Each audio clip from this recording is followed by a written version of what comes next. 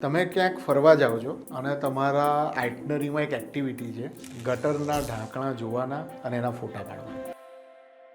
જેપાન બહુ interesting country છે અને એ જે રીતે અલગ અલગ પ્રશ્નોના જવાબ આર્કિટેક્ચરમાં કે ડિઝાઇનમાં શોધે છે એ બહુ અદ્ભુત છે.